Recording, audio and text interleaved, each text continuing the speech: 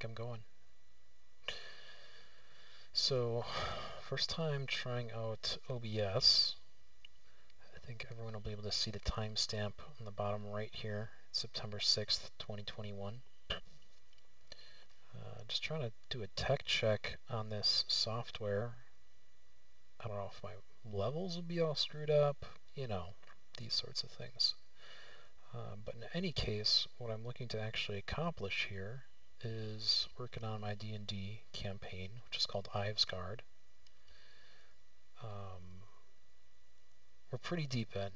I think we're at like 8 or 9 months, so I'm not going to be able to catch everyone up super briefly. But the gist of it is that I'm trying to do some prep for an encounter that's coming up with a Death Knight, and I'll spare you the details on how this came to be. But ultimately I'm just trying to build this encounter for a group of 5 level 8 players.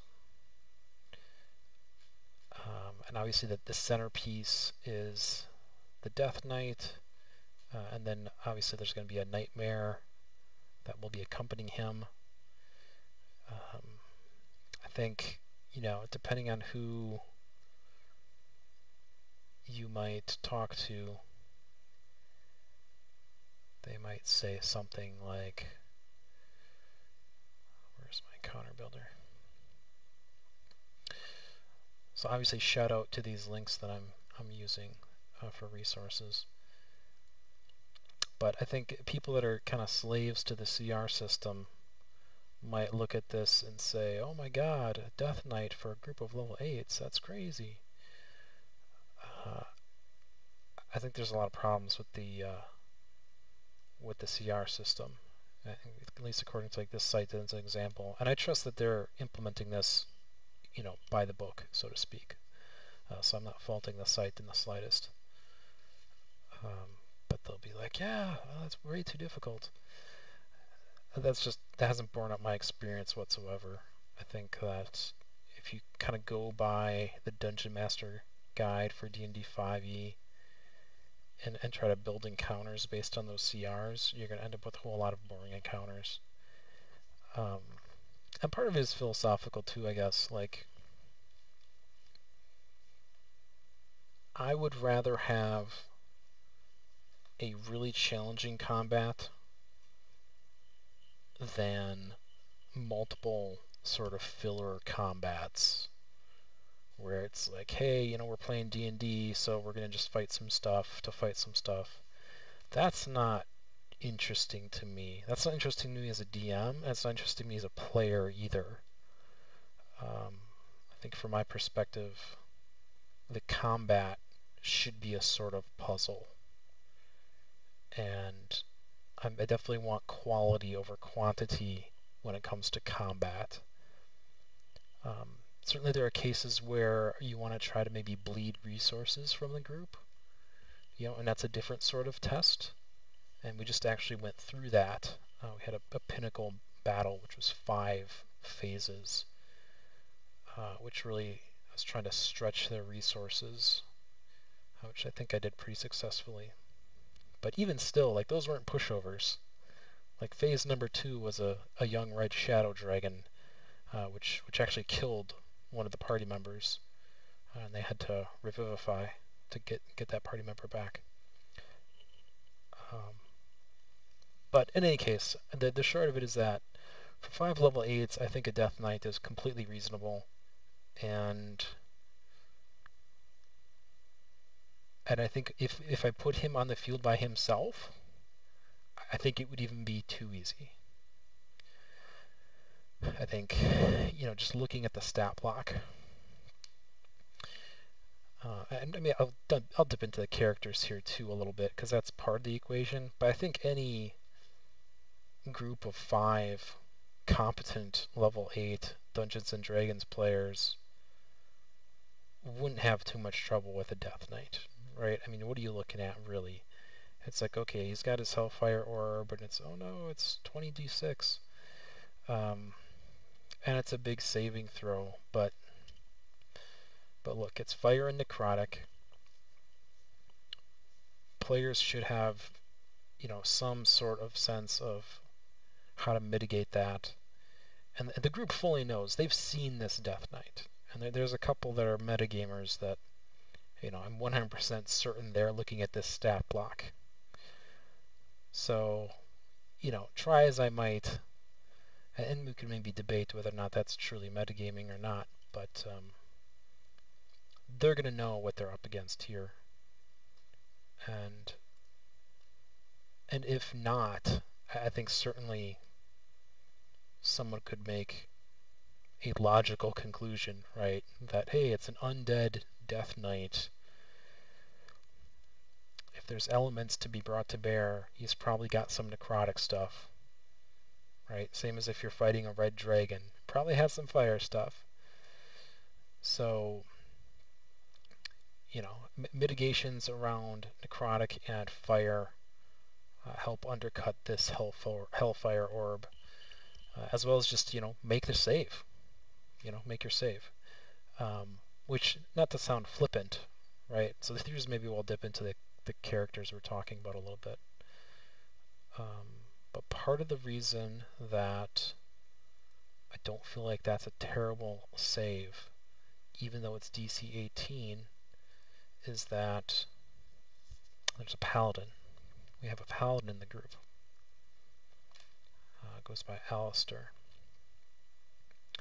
And anyone who knows paladins knows that they get this awesome feature. Where is it?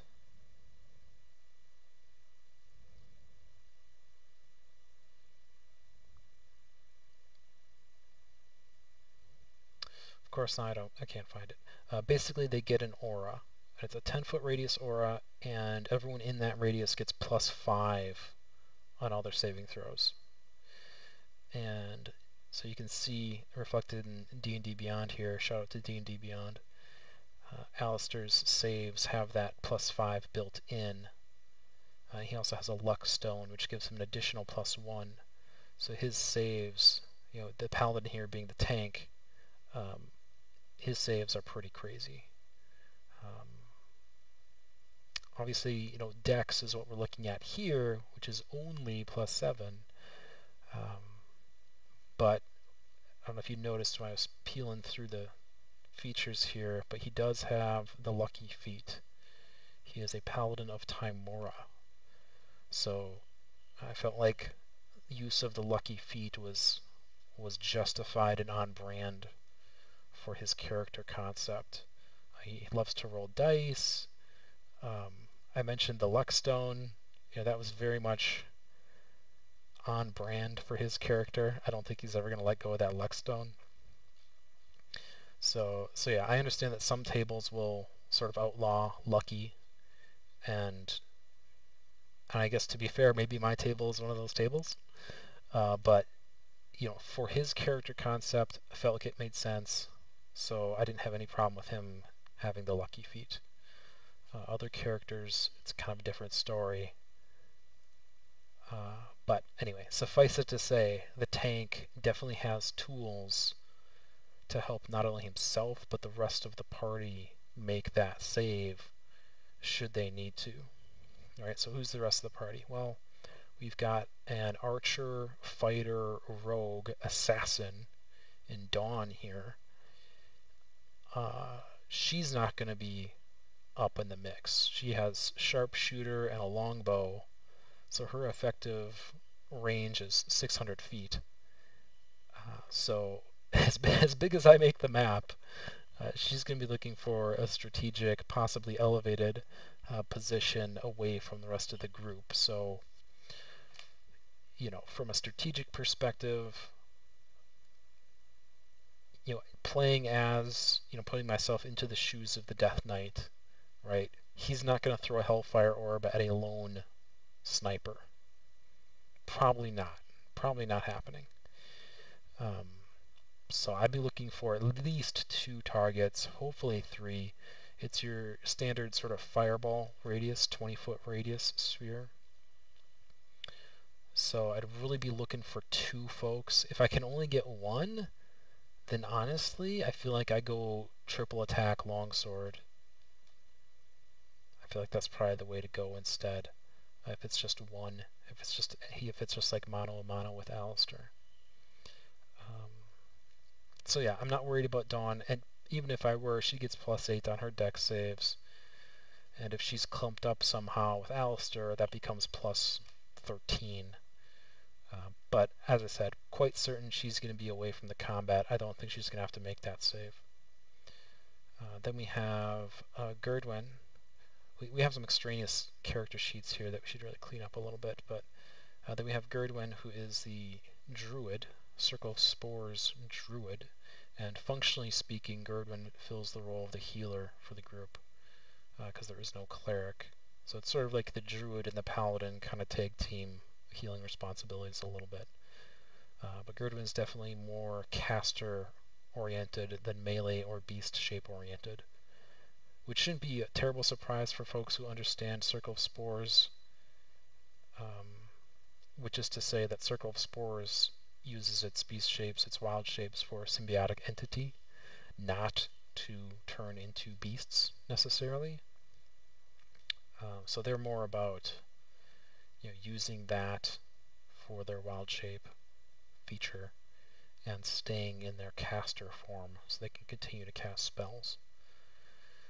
So what's going on with Gerdwin? Well, we're only looking at a +3 on the dex save, which could be problematic if somehow Gerdwin is grouped up enough to draw the ire of the Death Knight. But going for Gerdwin is that symbiotic entity, and for those who don't know, that gives her a big bump. The character is a he, but the player is a she. That gives her a big bump to temporary hit points based on their druid level. Here we go, symbiotic entity. Yeah, so at level 8, I believe it's 4 temporary hit points per level. So at level 8, she can basically bubble up +32 temporary hit points with symbiotic entity. And she will 100% be going into this combat with that bubble up. So even worst case scenario, you're taking that damage. She's going to be at 108 hit points here. And yeah, average damage on this is 70. Now, could it be above average? Sure. Is that likely? Probably not. With that many dice, you're probably going to go towards the average in most cases. It'd have to be pretty extraordinary to roll super high on all those dice, all 20 of those dice. So, worst case scenario, Gerdwin can survive a Hellfire Orb, just straight up. So I'm not terribly worried about that. And then who else do we have? We have 2 more. And we have Eldwin and Melghost are the other 2 that make up our 5-player group. Melghost, similar to Dawn, he's not going anywhere near the combat. So he's probably going to be off somewhere. Melghost is a warlock, which I'll get into that a little bit shortly. But his character is quite literally turning into the devil. Red skin, horns, whole 9 yards. He's in deep with his patron. But anyway, suffice it to say, he is a ranged spellcaster, period. That is what he does. So he's not going to be looking to get into the mix. He's going to try not to group up with anyone as far as like fireball formation. He'll be in the back. But if he does get caught up in it, not a great save, +3 on the dex, but he has resistance to fire. So he's straight up going to resist half that damage if he needs to, if he draws the ire of the Death Knight once again. And you may ask, well, where is that coming from? That's coming from his patron. Yeah, so his patron is a genie. He's a genie warlock, and he picked a Freedy. So, ergo, one of the perks of that is fire resistance, which is really good. I think that's a really strong pick for a few different reasons. But anyway, so he's got fire resistance just out the gate without any sort of special measures. Then we go to Eldwin, who is a blade song wizard, a blade singer. Now, so he's looking at a +6 on his deck save. If he's clumped up with Alistair, which he might, I mean, this player definitely leans more mage than melee, as a blade singer, which, to me, if I'm playing a blade song wizard, I'm going to be melee. That's just how I operate. But for what he's trying to do, he likes it as more of a versatility kind of thing, right? To be able to kind of pick and choose his spots. But he definitely tends to lean caster over melee. So anyway, suffice it to say, it's sort of a coin flip whether or not he will be up with Alistair. If he is up with Alistair, then almost certainly they're going to get hit with the Hellfire Orb. But if he is up, then he would be looking at a +11 to his deck save. That's pretty primo. I think very good odds there. Maybe not very good, but like 60%. Better than coin flip for sure that he's going to come out and make that save for the TC-18. But, so what else? What are the preparations though? Well, one of his spells, which I gave to him in a scroll once upon a time, sort of foreshadowing its use here, is he has Fire Shield. Fire Shield I love. It is level 4, so it's not chump change. But there's no concentration, and it lasts 10 minutes. So with even just any amount of preparation, a wizard can cast this on themselves and be set going into a combat. And basically you can pick Warm Shield or Chill Shield, and it gives you resistance to either fire or ice. So obviously in this scenario he would prep with Fire Shield and go with that fire resistance. So that's going to help his survivability with that big time.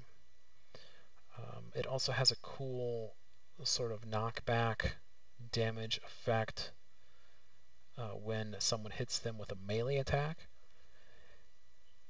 which honestly I don't think he's going to get much mileage out of, but it's more about the fire resistance. And the reason I don't think he's going to get a whole lot of mileage is, I mean, depending on how things play out, I might be focusing more on Alistair, but even if I start taking swings at Eldwin, with his blade song, his armor class bumps up to like 23 or something ridiculous. And then also, if he's on his game, right, he'll keep shield. Does he have it on the sheet here? Yeah, he'll keep shield holstered. He'll keep his reaction available if he needs to shield up. Shield is a cast level, as a first level spell, uses your reaction, gives you +5 to AC for the turn.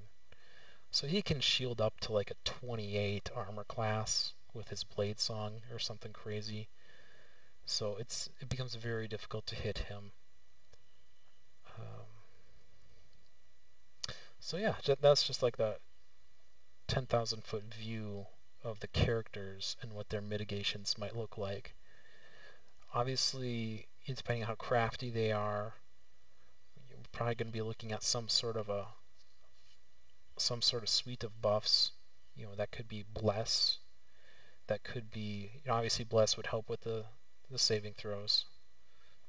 But also, they've realized how good Protection from Evil and Good is, which is a first level concentration spell that gives you, in this case, they could set it up where it's protection against undead, and anything that's undead would have disadvantage against you. So remains to be seen if they decide to go that direction, and if they do, who they put it on. Obviously putting that on the tank would be a pretty strong play, because then all my swings on Alistair would be at disadvantage. But hoping, coming in with +11 to hit, I'll still do pretty well. But I guess the one saving grace there is that Alistair does not have a super high armor class. He's just rocking an 18 here.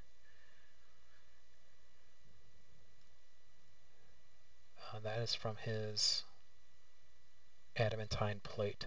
So he's running plate armor. But I guess the more noteworthy thing here is he's using a glaive. He's doing polearm. So he's using a two-handed weapon, which means he's not using a shield. Otherwise, he would very easily have 20 armor class instead of 18. So, and he does not have, none of his magical items boost his AC currently either. So he's just at that base 18. So I think I can get some hits there. I'm not too worried. He's got 91 hit points to chunk through. I think I can put some fear into him. But yeah, so game planning against a Death Knight, right? It's like obviously you need to have some idea of how you're going to handle the Hellfire Orb, but you only get one of those a day, right? So once that's gone, it's gone. And then it's just, okay, well, what next? Well, he's a big, strong boy. Don't get me wrong. 20 armor class, 180 hit points, advantage against magic. But it's really about that Hellfire Orb and then Destructive Wave. Destructive Wave, greatest, well, maybe I shouldn't pump it up too much. I think it's super good. 30-foot radius from self, Constitution saving throw, or you take 10d6 damage. Half of it is thunder, half of it is radiant, or necrotic. In this case, it would be necrotic. I feel like that makes sense for a Death Knight. If you fail, you are also knocked prone. Love Destructive Wave because, like, from a player character perspective, it's each character you choose within 30 feet of you. So totally works with a friendly fire situation, right? If you and your group are just like mobbed, you can drop that Destructive Wave and not worry about hitting friendlies. And good damage, nice effect with the prone. I love it. I think it's great.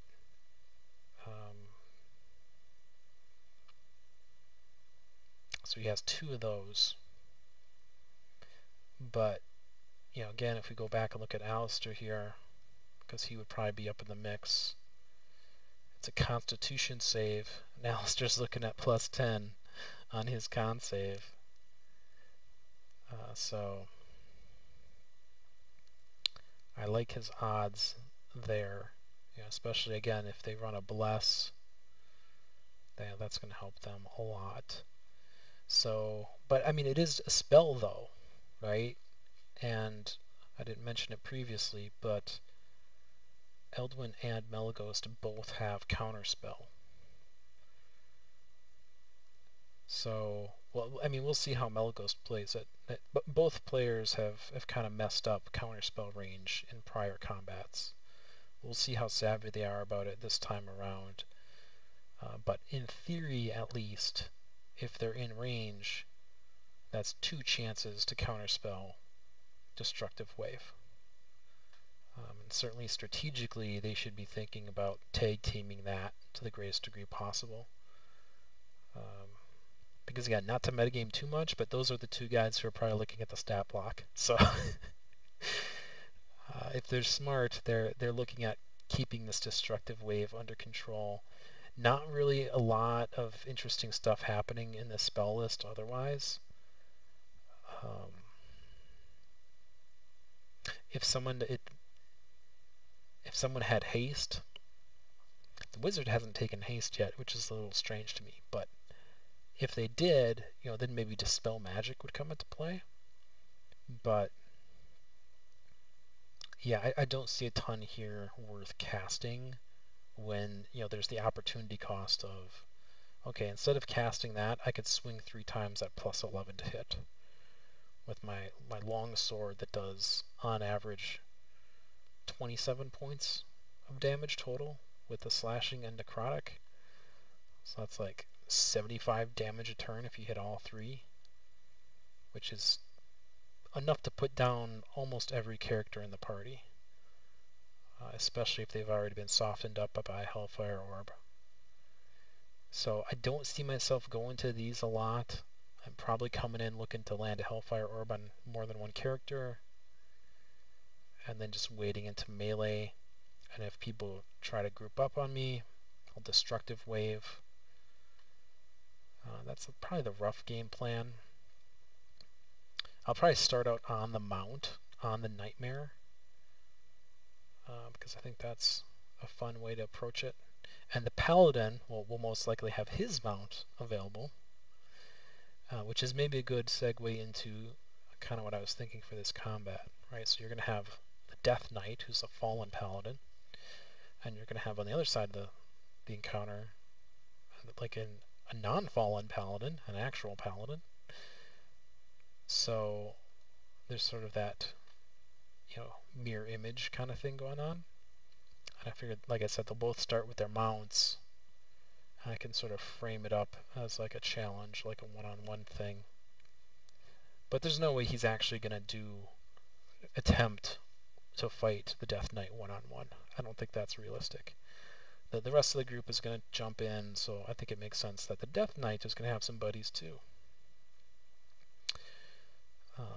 But to continue with the theme, right, so part of what I was thinking is, okay, what if it was like a mirror image kind of fight, right? It's Paladin versus Death Knight. It could be Rogue versus Rogue, Wizard versus Wizard kind of thing. The Rogue versus Rogue part doesn't quite work out because without getting too much into it, the group already defeated a Shadow Assassin who was part of the Death Knight's forces. So that would have been sort of the mirror image, right, of the Rogue character. And then I had the Shadow Assassin also being proficient at range and sharpshooter. So Dawn kind of already took out her mirror. So Alistair would be facing his mirror. And then we have Wizard, Warlock, Druid. Wizard I really like here because one of my ideas was I wanted to have a buddy that would be able to help keep the Death Knight up longer. Right? Because if we just look at this on the surface, 180 hit points, the party could burn that down real quick, right? If they're smart, and if the Death Knight was the only target, right? So if like there wasn't any sort of question about how you're triaging targets, a party can burn through 180 hit points awful quick. So let me substantiate that real quick. Why do I say that? Well, okay, let's look at Dawn. How much damage is Dawn doing? She's coming in rocking plus 12 to hit on her longbow, her plus 2 longbow. So there you're looking at 1d8 plus 9. So let's just make quick notes here. Right, and the average on a d8 is 4.5. Right, so 4.5 plus 9. And then sneak attack, since she is rogue, she has a couple levels in fighter. She's trying to get to multi-attack at level 5 fighter, but then it's going to be rogue the rest of the way, I believe. So right now she has, how many sneak dice is it going to show me in here? 3d6. Okay, 3d6. Average on a d6 is 3.5. So 3.5 times 3, quick math, is 10.5. If I can type. So again, kind of quick math here. 19.5, 15. Is it 25? I think that's right. Hopefully I don't embarrass myself. So average on the hit, not counting, she does have sharpshooter here, but assuming she doesn't do the -5, which if she's smart, she forgoes that here, it would be -5 for plus 10 damage. Probably too risky against a 20 armor class. And the group does know the Death Knight wears plate that was part of some flavor text that I had given them previously. So she's probably going to be savvy enough to know, hey, that's probably not a great bet. So I'm just going to keep it at the base damage without sharpshooter bonus. She is an arcane archer. That was the fighter subclass that she chose, which I love. I think that's super on brand. I think her selections, she's got bursting arrow and piercing arrow. Piercing is interesting for multiple targets. Obviously bursting is great for multiple targets as well. The enemies here probably aren't going to be clumped up enough. It's a 10-foot radius on the bursting arrow. So I don't know if she's going to get a lot of mileage out of that. So I'm not going to build it into my assumptions here. But hypothetically, if it's like the opening salvo or something and the group hasn't closed distance yet, she could get an extra 2d6 force damage if she made her arrow bursting in that initial round. So that's Dawn. And then what else? Let's say Melaghost. Obviously, as a warlock, he has a lot of spells at his disposal. What does he have on the top end here? From his favorite, Fireball, and he also does have, by the way, Elemental Adept. Not that that's relevant here, because the Death Knight does not have fire resistance, although on the mount he would, because the Nightmare confers fire resistance to anyone riding it. But, so Elemental Resistance, Elemental Adept on the fire, so he would not have any resistance to this Fireball. And our Warlock also has a Wand of Fireballs, so especially if I have the Death Knight on the mount at the start, I think that's going to be a Fireball magnet. But I'm not even going to count that.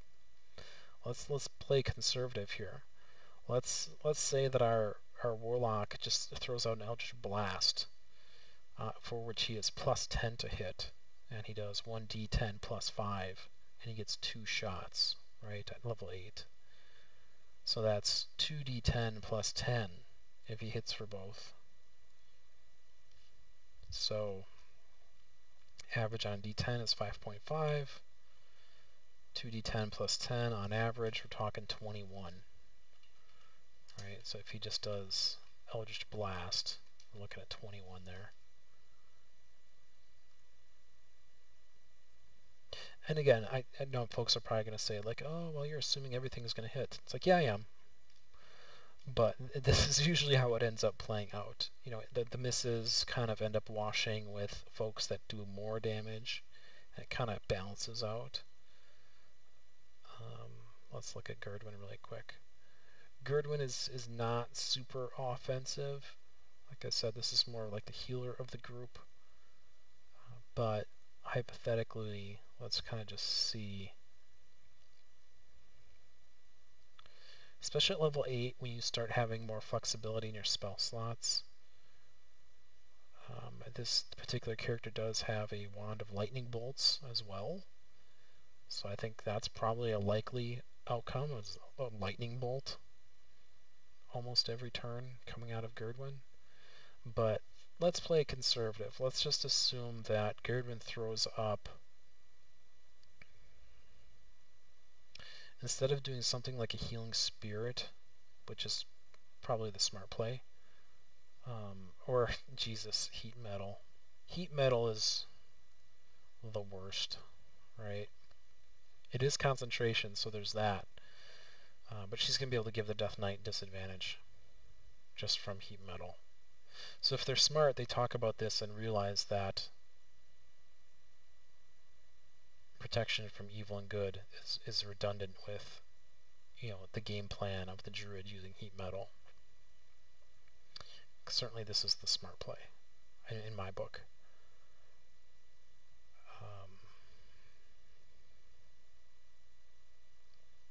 So yeah, I think this is probably the right assumption 2d8 fire damage.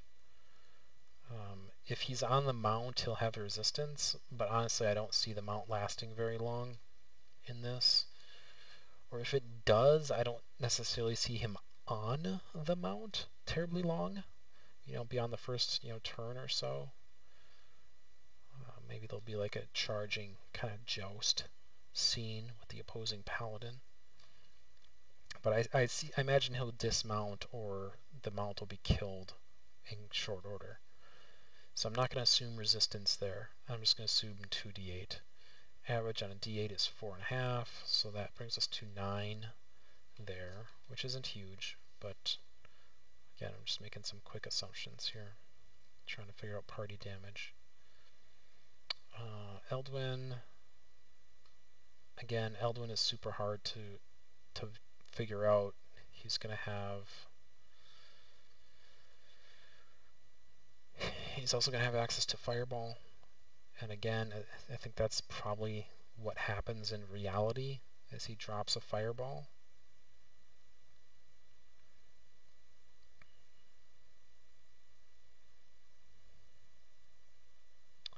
I think that's probably the most likely outcome.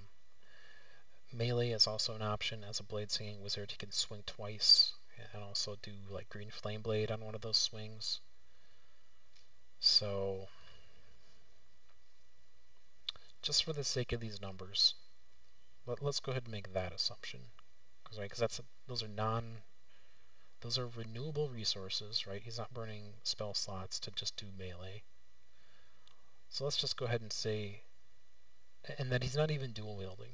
Let's say he's trying to keep that other hand open. He doesn't have Warcaster, so let's say he's trying to keep that other hand open so that he can shield if he needs to shield, because I think shield has somatic components. I'd have to double check that, but let's just say he's got a single sword out, a scimitar, and he's going with Green Flame Blade, which is going to give him an extra d8 on one of the swings, and see what that looks like. And he's going to swing twice, so we're looking at, he's a +9 to hit there, 1d6 plus 6, and he'll get that twice, and then with the Green Flame it's an extra d8. So how does that work? So average on 2d6 is 7, plus 12 for his static modifiers, plus the extra d8, which is 4.5. Right? 2d6 plus 12. Yeah, I think that's right. So that brings him to 23.5. Assuming 23.5 there.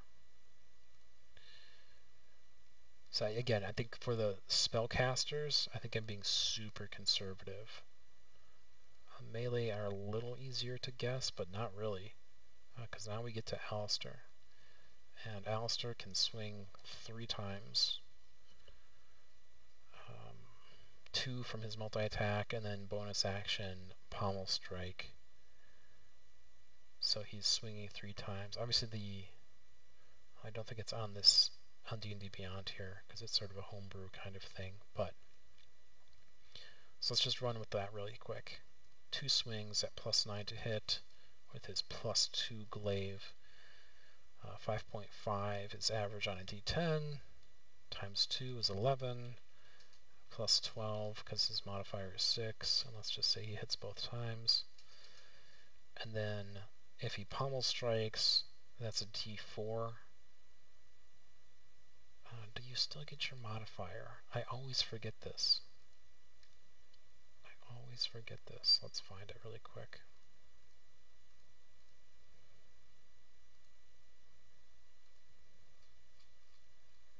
Trusty PHB here. 2-weapon fighting.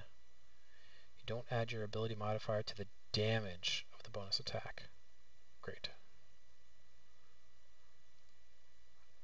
I'd have to double check his... I don't think he has anything to overcome that. He has great weapon fighting.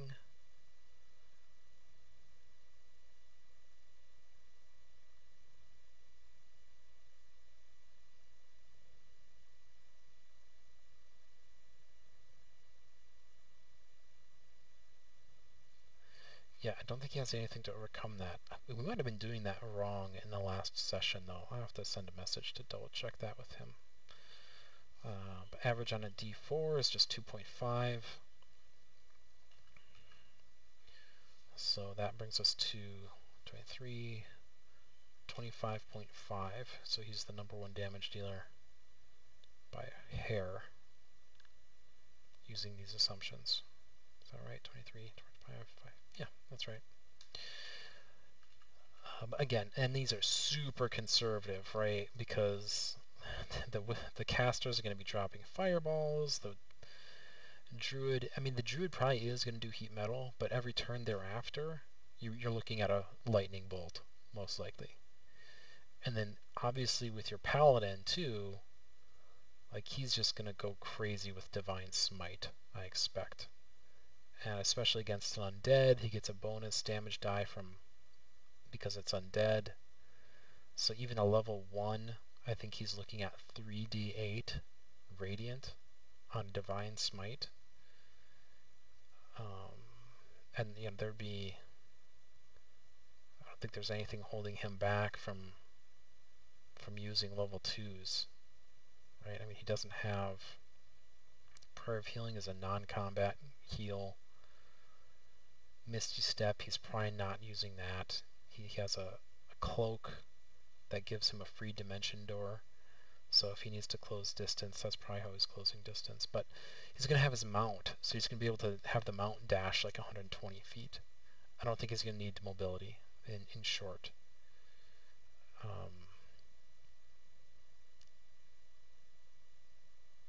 Yeah, there's just, I don't see anything here at second level that makes sense. So he's probably going to put his pedal down.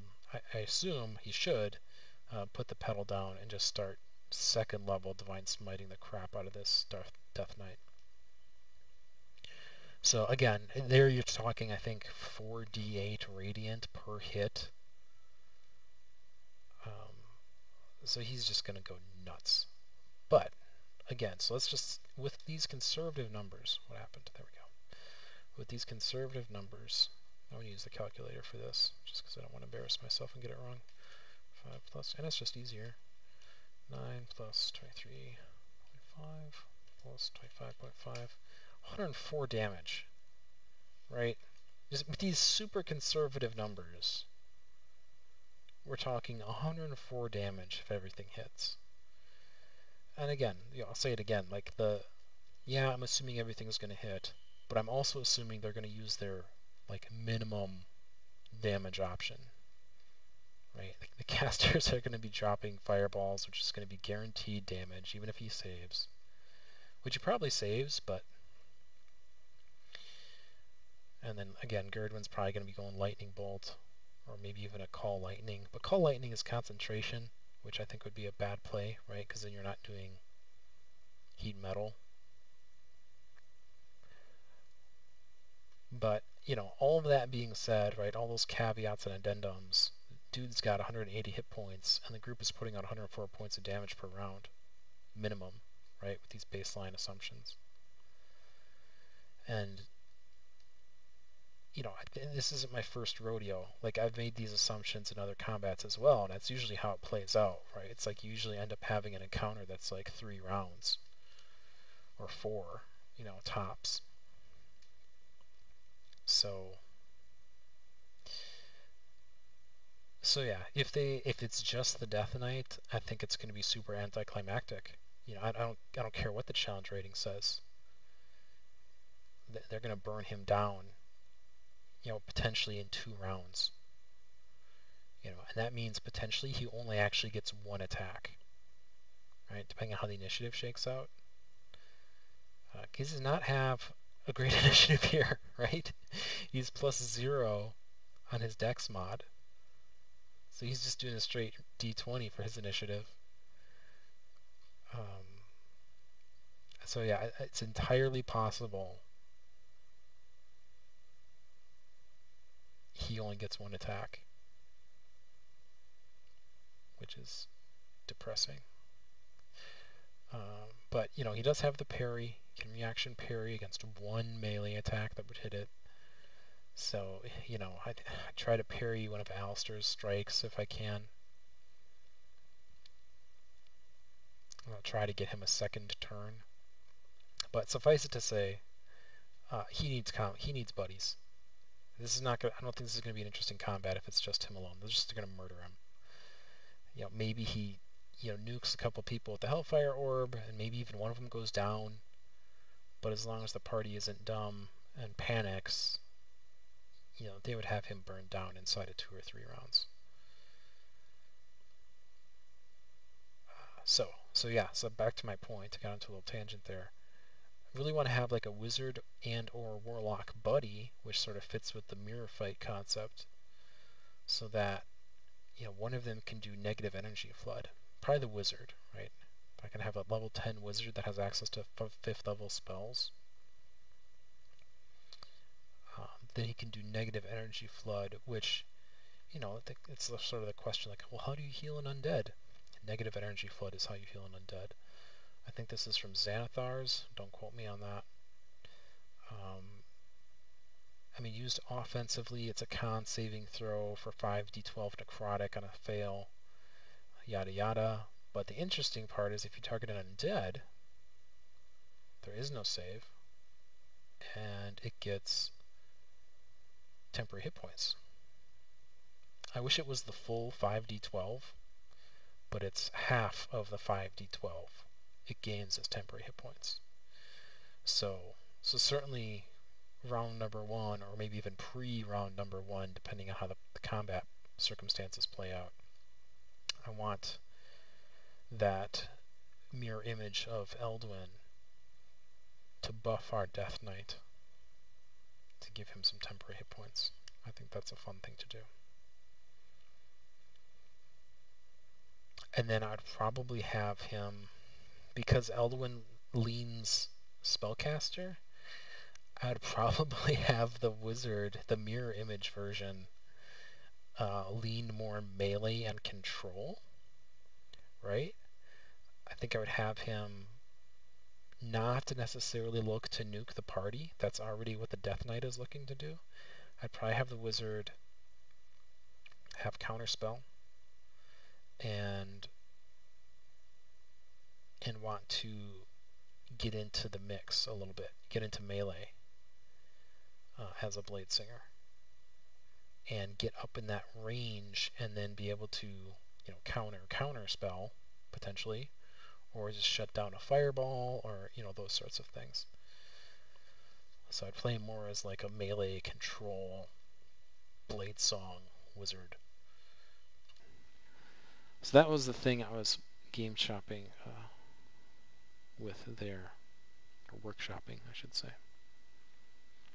And I've been talking so long that I haven't actually got to do it. So maybe that's the place to start here. Is to roll up this wizard. And this is a character sheet that I customized. I definitely did not author this per se, but I heavily modified it from its original form. I don't know who the original editor was, but suffice it to say, this is the sheet that I'm going to use. It's sort of set up to do the standard 27-point buy here. You can see if I can break it. I can break it. Okay. There's a different version of this sheet that locks you in and blows up if you try to exceed 27 points.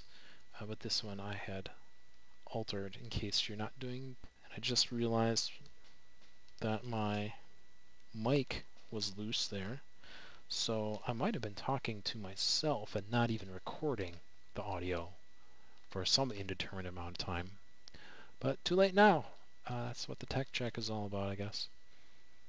Anyway, let's roll up a wizard, though. And the way we roll up the points for the players is we do 4d6 and take the highest 3 for our ability scores. And I had them create some level 1 NPCs for a prior combat, and I had them do the opposite for them, right? Because those NPCs weren't meant to be the heroes. They're very much rank and file soldiers. So I had them do 4d6, take the lowest 3 for those level 1s. But I'm kind of on the fence on how I should roll the enemies. The wizard, since I want access to that level 5, the wizard would have to be level 10, which is higher than the party. But, right, do I have that correct? 5, yeah. Or at least, you'd have to be at least level 9, but level 10 would get him 2 level 5s. I feel like that's where I want to be. I want to be able to do that negative energy flood twice, if needed. I think that's fun. And then, depending on how they're triaging targets, which is something they've struggled with, depending on how they're triaging the targets, it'd be interesting to, maybe there's that moment of recognition of, oh shit, we need to kill the wizard first, kind of thing. But it's not a huge amount of temporary hit points, so I don't really think it'll shift the encounter too much. Anyway, I'm going to roll them up just like a character. So I'm sure this is going to make for great content as I roll dice that no one can see but me. But here we go. That's not great. That's not terrible either. 10. So I got 10 for our first one. I'm just going to park these over here.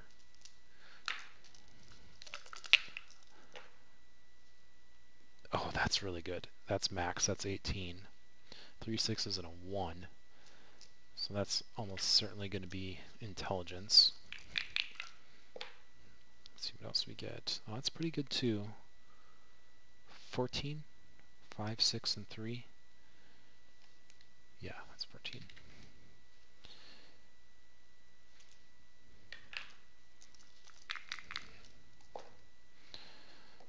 That one's good too. 15. 5, 6, and 4.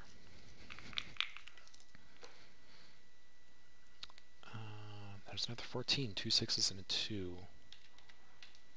These are pretty good stats. If I was playing this character, I'd be pretty happy with this so far.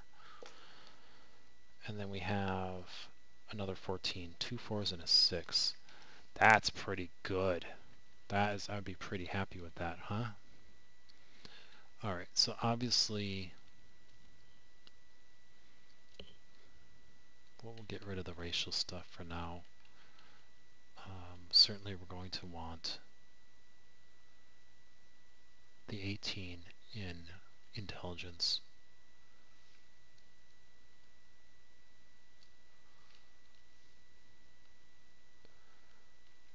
Put that there. Oh, it does do the thing. It does blow up. I guess I was wrong about that. I was changing the wrong column. I'm not supposed to change the grayed out columns, only the white columns. But this is going to be... Oh, it's not valid. Come on. So I guess this is actually the wrong sheet. This is the one that's locked. And I'm not an Excel savant, so I'm not going to try to fight this sheet to figure out how to unlock that, because I believe I should have...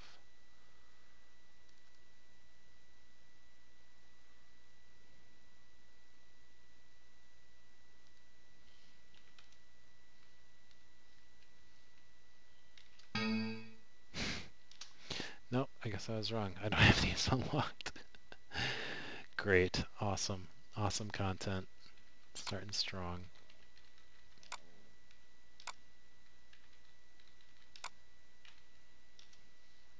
Alright, I gotta figure out how to take that off. Because I'd assume it would be some sort of security on this cell, the one that's doing the calc.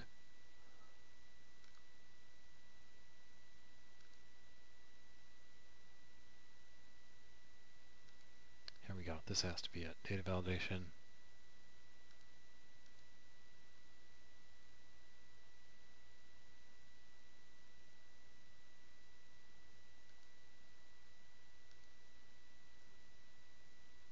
There's no validation criteria there, though. Why is that? Oh, it knows it's here. It must be here. Ah, that's where it is. Okay, so can I just... Does this work?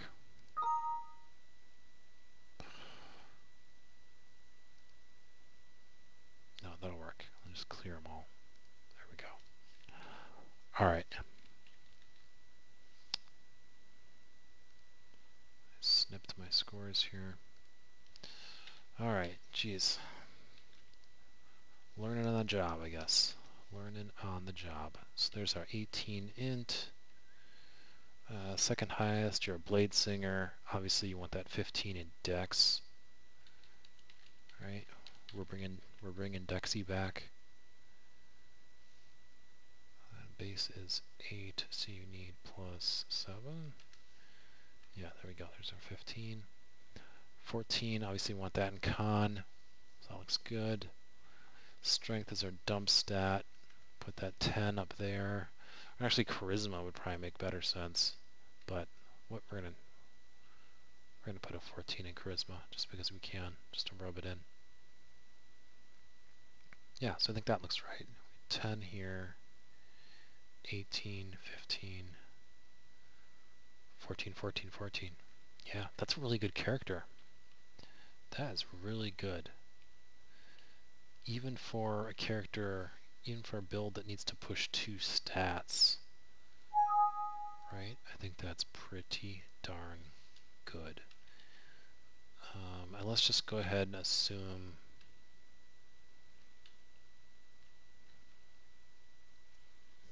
how does half elf work? It's +2 and then 2 +1s, which I think is what I already had in here. So let's just go ahead and say +2 here. Obviously we want to bump the dex to a 16. I guess con to a 16 as well, or a 15 rather. Doesn't do anything for us, it's an odd number, but this is probably what we're looking at here. 16, 20. Yeah. And then just fill the rest of his stuff out really quick. Pretty sure studded leather is 12 AC. Yeah.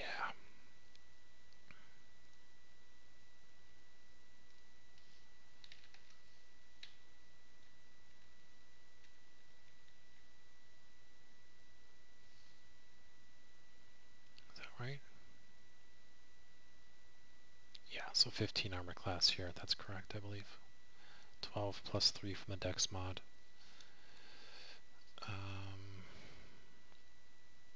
Wish that was higher, but he's a blade singer, so it will be. So that should be fine. Feeling pretty good there. Spellcasting ability, it's not charisma. I think I'd copied this sheet from my bard. So I just need to change this. Intelligence. There we go. So that should be correct now. Hit points. Yeah, this should do all the right calcs. I just need to upgrade the level appropriately.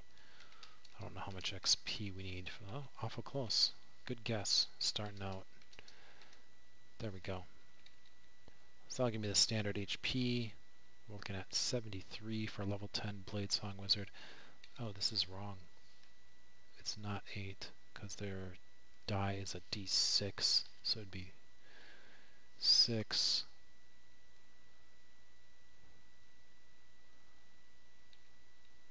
I'm thinking a 3 or a 4.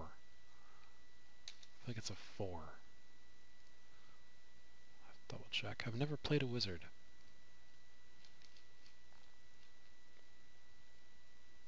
4. So did I do that correct? Yeah, so 4 plus Constitution mod per level. And you start with 6 at level 1. Yeah. Yeah, that's right. So 62 HP, level 10 Bladesong Wizard with a +2 con modifier. He won't last long. He'll have the really high AC, But yeah, as I already demonstrated, even with my conservative estimates, and those casters are going to be throwing around fireballs and lightning bolts anyway, so almost certainly they're going to get multiple targets in there somehow, some way, is probably how it's going to play out.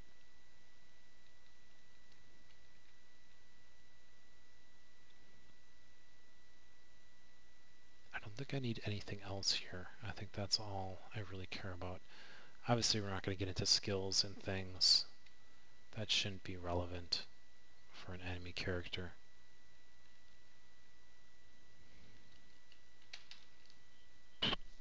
So really what I just need to do is generate the stats to be fair, right? So that I have accurate, just this top section here. Armor class, initiative, hit points, spell save DCs, and attack bonuses. That's the stuff I really need here. And I'll have to dig up, particulars on Blade Song Wizards to understand, to make sure I have that calc right. Because I'm pretty sure it drives off. Well, we'll see. We'll see how that goes. Because certainly the attack stats are still going to be dexterity based.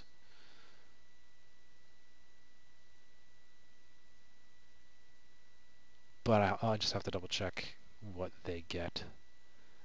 That might give them additional stuff, relevant to their damage modifier, or their intelligence modifier, rather, if that plays in.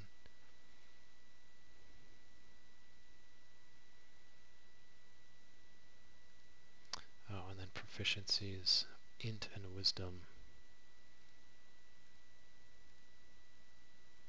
So I guess I need these too. I need these saving bonuses. I'll have to record that. Anyway, I think that, the whole thing I'd started this for took me like 2 minutes, and I've been going, I think, an hour. But yeah, I'm going to wrap it here.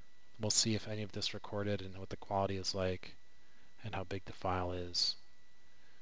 And, who knows? Maybe I'll upload this someday. Probably not. We'll see.